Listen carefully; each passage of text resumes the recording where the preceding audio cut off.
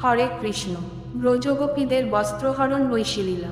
হেমন্তকালের প্রথম মাসে অর্থাৎ অগ্রহায়ণ মাসে ব্রজের কুমারীগণ, মূলত ব্রজের বিবাহিত ও অবিবাহিত গোপিনীগণ শ্রীকৃষ্ণের প্রতি অনুরক্ত ছিল। তারা হবিষ্যান্ন ভোজন করে দেবী কাত্যায়নীর পূজা অর্চনা শুরু করেন। গোপীগণের উদ্দেশ্য ব্রজেশ্বর শ্যামসুন্দর নন্দনন্দন কানাইকে একটি বারের জন্য হলেও পতিরূপে প্রাপ্ত হওয়া।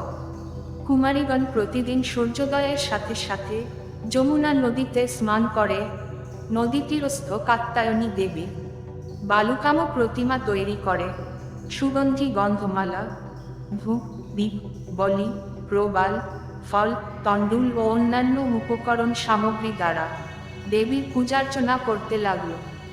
কুমারীগণের হে কাত্যায়নী, হে মহামায়, হে মহাযোগিনী, হে অধীশ্বরী, আপনাকে নমস্কার করছি। আপনি নন্দরাজ তনয় শ্রীকৃষ্ণকে আমাদের প্রতিরূপে প্রদানের ব্যবস্থা করে দিন।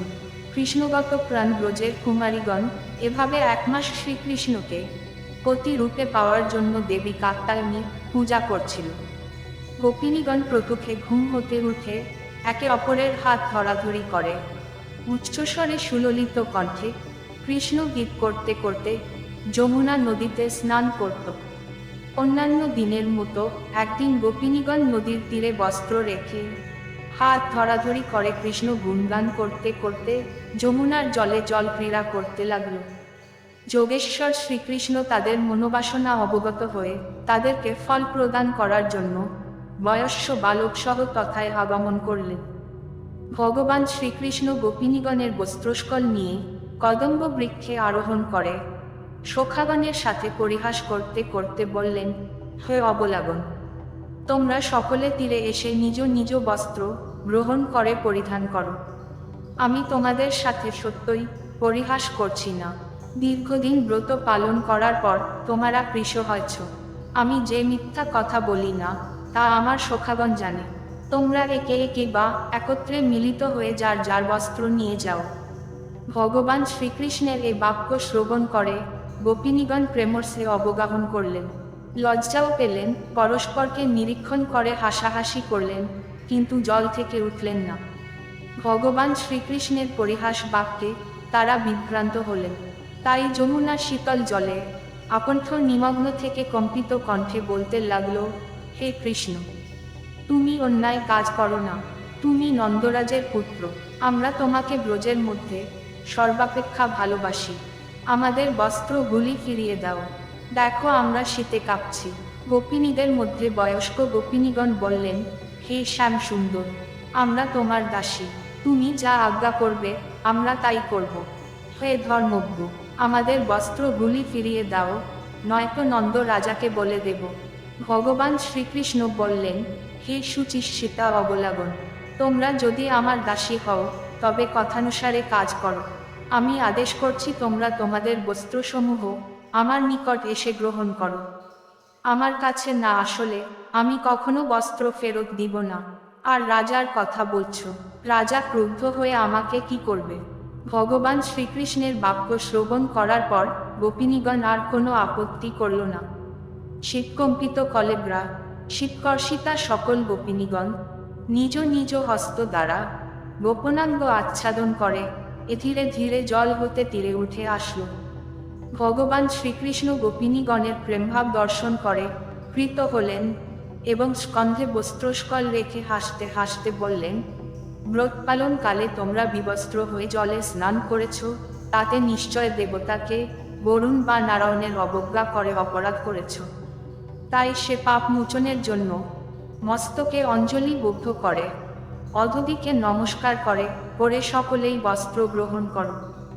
বিবস্ত্র হয়ে স্নান করা দোষ হয়েছে এবং তাতে ব্রত ভঙ্গের আশঙ্কায় ব্রজ নারীগণ তাৎক্ষণিক ব্রতপূর্ণতা কামনায় ব্রত ও অশেষ কর্মের সাক্ষাৎ ফলস্বরূপ সেই ভগবান শ্রীকৃষ্ণকেই প্রণাম করল, কারণ তিনিই তো সকল পাপ হরণকারী। তারপর ভগবান শ্রীকৃষ্ণ গোপিনীগণের প্রতি কৃপা করত সদয় হয়ে বস্ত্রসমূহ ফিরিয়ে দিলেন। পশ্চাৎ শ্রীকৃষ্ণ বর্জ নারীগণের বস্ত্রহরণ করে বঞ্চনা করলেন, তাদের লজ্জাশীলতা হানি করলেন, উপহাস করলেন। এক কথায় বলা চলে গোপিনীগণকে ভগবান শ্রীকৃষ্ণ ক্রীড়া পুত্তলিকার মতো ব্যবহার করেছেন। তথাপি অবলা বর্জ্য নারীগণ শ্রীকৃষ্ণের ব্যবহারে কোনো দোষী ধরেনি, কারণ প্রিয়তম শ্রীকৃষ্ণের সঙ্গলাভই যে তাদের কাছে দোষ দৃষ্টি নিবৃত করেছিল। ব্রজনারীগণ নিজ নিজ বস্ত্র পরিধান করলেন, কিন্তু সে স্থান ত্যাগ না করে ঠাই দাঁড়িয়ে রইলেন, কারণ কৃষ্ণসঙ্গ বশতাকে পাওয়ার জন্য তাদের চিত্ত ব্যাকুল হয়েছিল, আর তাই শ্রীকৃষ্ণের প্রতি সলজ্জ দৃষ্টি নিক্ষেপ করতে লাগল। এই ব্রজ ললনাগণ অচ্যুত শ্রীকৃষ্ণের পাদস্পর্শ কামনা করেই ব্রতধারণ করেছিল।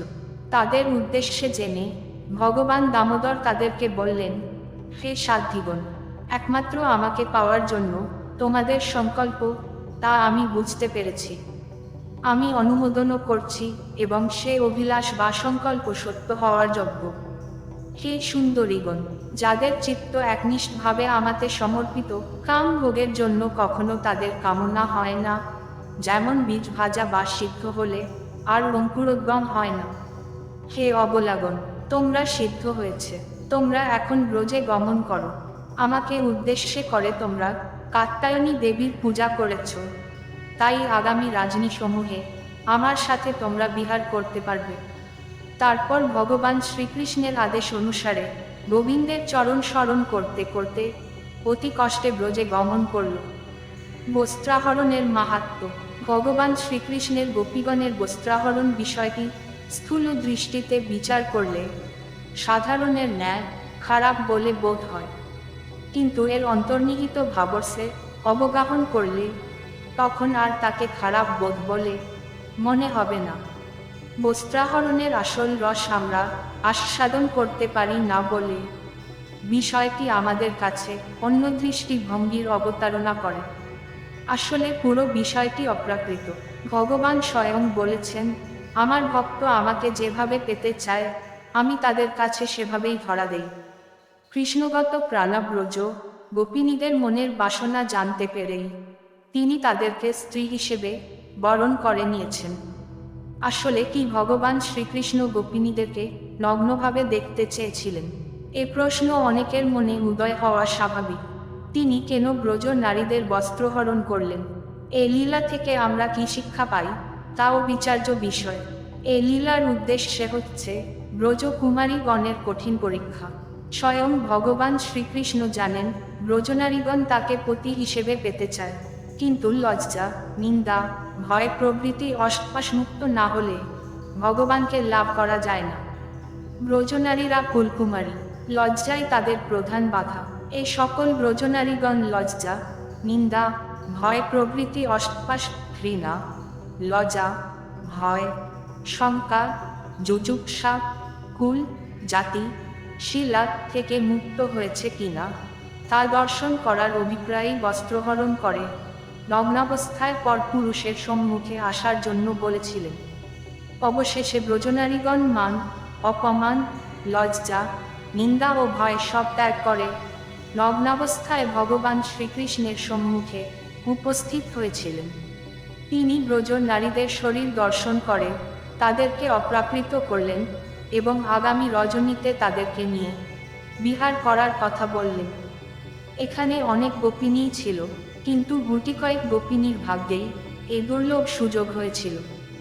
সুতরাং এ থেকে আমরা সহজেই অনুমান করতে পারি যে এ লীলা অপ্রাকৃত লীলা। শুধু এ লীলাই নয়, ভগবানের সমস্ত লীলাই অপ্রাকৃত। ভগবানের লীলা বোঝার মতো আমাদের ক্ষমতা নেই বলেই আমরা তার লীলাকে ভাষাভাষাভাবে বিচার করি।